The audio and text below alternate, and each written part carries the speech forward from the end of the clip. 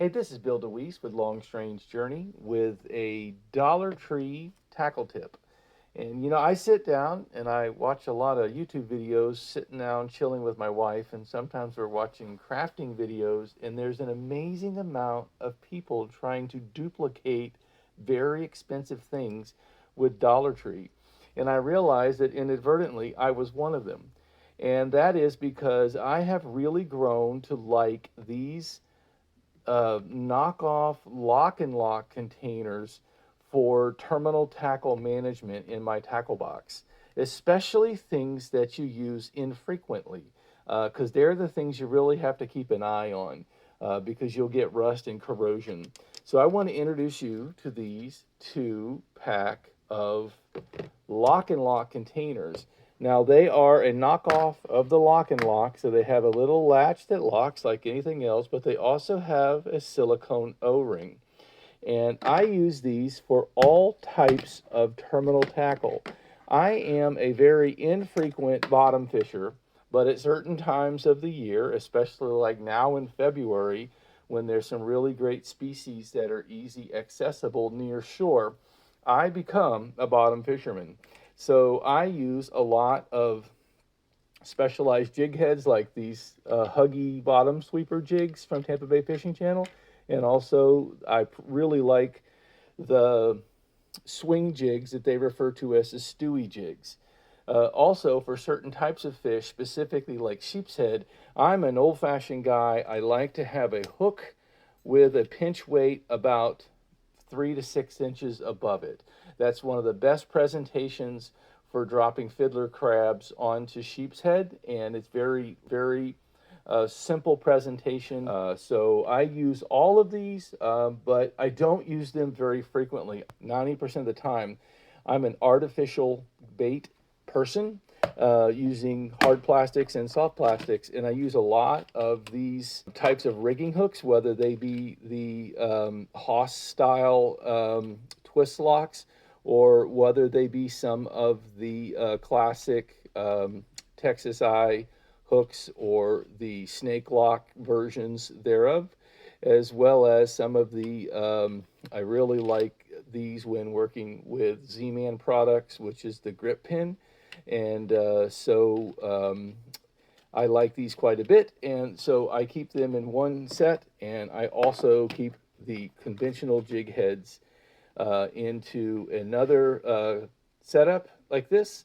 And these stay segregated. These I'll go to a little bit more often than these, but the point is you want to be careful in combining all of these, because if you go into this often like I do, and you go into this often like I do, and you're messing around near these, you can transfer water onto them. And you don't use these often, you can come back and find that they're rusted.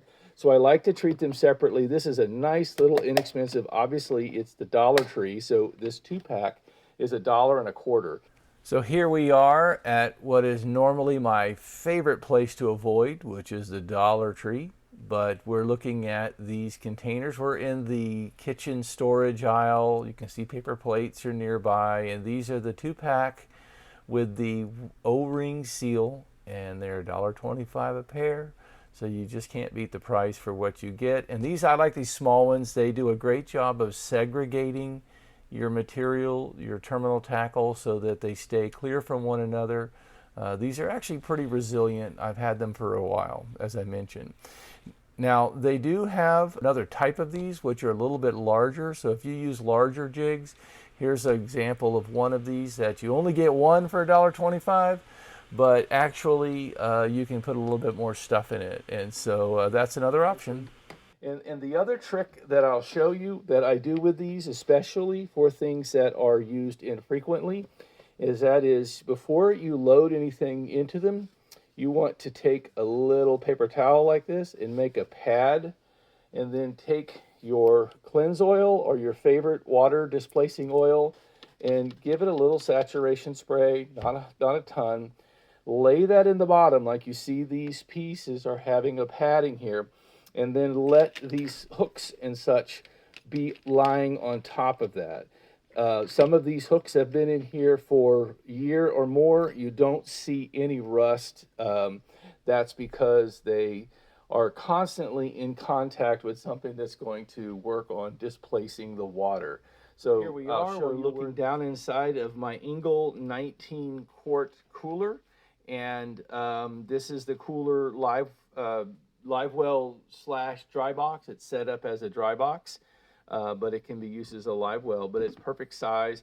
So you could fit 2 containers to hold your lures, which they need to be a little bit more larger, and so but it leaves you room here. And then these, I stack these right in here. They lay in here nicely. I'm gonna put my bottom fishing there. The jigs are a little bit heavier, so we'll keep them on the bottom.